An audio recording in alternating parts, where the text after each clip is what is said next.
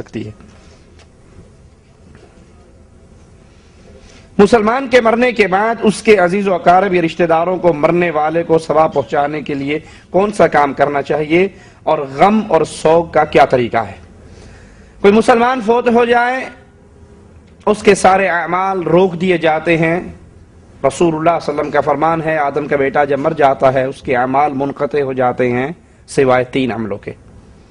اس حدیث میں 3 عملوں کا ذکر ہے۔ وہ عمل کیا ہے؟ صدقۃ جاریہ، کہیں درخت لگوا گیا، کہیں کنواں کھدوا گیا، کہیں ہسپتال بنوا گیا، کہیں مسجد بنا گیا، کہیں مدرسہ بنا گیا۔ وہ عمل جو مرنے کے بعد بھی اس کا صدقہ جاری ہے، لوگ اس سے فائدہ اٹھا رہے ہیں، اس کا ثواب مرنے کے بعد بھی اس کو ملتا رہتا ہے۔ دوسرا وہ علم جو پڑھا کر گیا، کسی کو قرآن پڑھنا نہیں آتا اس کو قرآن سکھا گیا، کسی کو نماز پڑھنے کا طریقہ نہیں آتا اس کو نماز سکھا گیا، ٹھیک ہے، وہ علم جو پڑھا کر گیا۔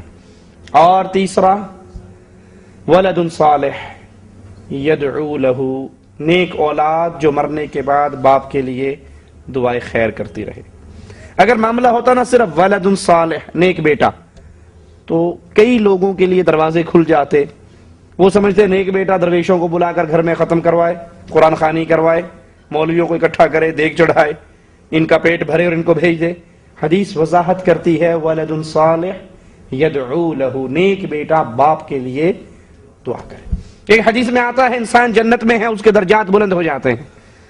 وہ کہتا ہے یا اللہ میرے پاس تو عمل کوئی نہیں، میں تو جنت میں ہوں، کوئی عمل تو نہیں کر رہا، یہ میرا درجہ کیوں بلند ہوا؟ اس کو جواب ملتا ہے تیری نیک اولاد تیرے لیے دعائیں کرتی ہے اور ان دعاؤں کی وجہ سے تیرے درجات بلند ہوتے ہیں۔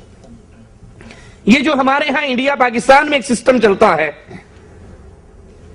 ثواب پہنچانے کا، یہ بلٹی سسٹم مولویوں کے پیٹ تک جا کر رک جاتا ہے۔ مرنے والا مر گیا، اب اس کے لیے دیگ چل رہی ہے، اس کے لیے گٹھلیوں پہ آیت کریمہ پڑھا جا رہا ہے، اس کے لیے وہ آپ نے دیکھا ہوگا مدرسے کے مولوی کے پاس آتا ہے، گاڑی سے اترتا ہے اور کہتا ہے جی میری امی مر گئی قرآن دے دو۔ ایک درویش اٹھتا ہے، ایک درویش سے قرآن مانگتا ہے، وہ کہتا ہے میں نے 2 پارے پڑھے اس کو دے دیے، وہ 3 پارے پڑھ کے دیتا ہے، وہ سٹاک اکٹھا کر کے اسے ایک قرآن کی خوشخبری دیتا ہے، جی 1 قرآن آپ کو مل گیا۔ وہ اس کے بدلے میں 500 ریال دیتا ہے، 500 روپے دیتا ہے مولوی کی جیب میں، اور قرآن لے کے اپنی ماں کو بھیج دیتا ہے۔ یہ سب ڈرامہ ہے، یہ سب ڈرامہ ہے، یہ کھانے کا ڈھونگ ہے، یہ مولویوں کا بنایا ہوا معاملہ ہے، یہ میڈ ان انڈیا پاکستان مسئلہ ہے، یہ قرآن و حدیث کا مسئلہ نہیں ہے۔ قرآن و حدیث کے اندر جو اعمال رسول اللہ صلی اللہ علیہ وسلم سے ثابت ہیں وہ عمل کرنے چاہیے، دعائے خیر کرنی چاہیے۔ اگر یہ کھاتا ہوتا کہ یہاں سے پیچھے کوئی نماز پڑھ کے بھیجتا رہے، کوئی قرآن پڑھ کے بھیجتا رہے، تو امیر آدمی جیت جاتے، غریب مارا جاتا۔ امیر مرنے سے پہلے کسی مولوی کے نام 2-4 لاکھ روپے اس کے اکاؤنٹ میں ڈال جاتا کہ مولوی صاحب میں جا رہا ہوں تو لگے رہنا پیچھے۔ ہاں، جو انسان لیس للانسان الا ما سعى، انسان کو وہی ملے گا جو انسان خود کر کے گیا۔ غم اور سوگ کا کیا طریقہ ہے؟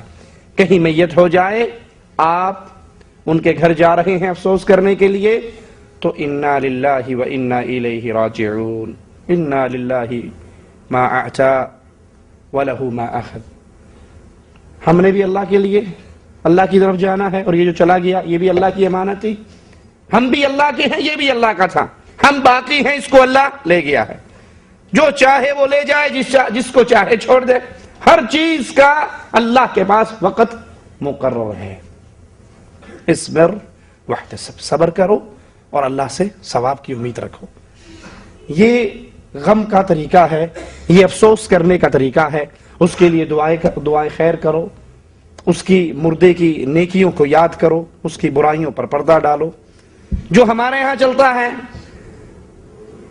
افسوس کے لیے بیٹھے ہوئے ہیں، ایک آتا ہے کلام بخشو جی، وہ ہاتھ اٹھاتا ہے کلام بخشی، ابھی ہاتھ نیچے نہیں ہوتے کوئی اور آ جاتا ہے کلام بخشو جی، اس کا ہاتھ اٹھ جاتا ہے، اس کے ہاتھ ابھی نیچے نہیں ہوئے تو کلام بخشو جی۔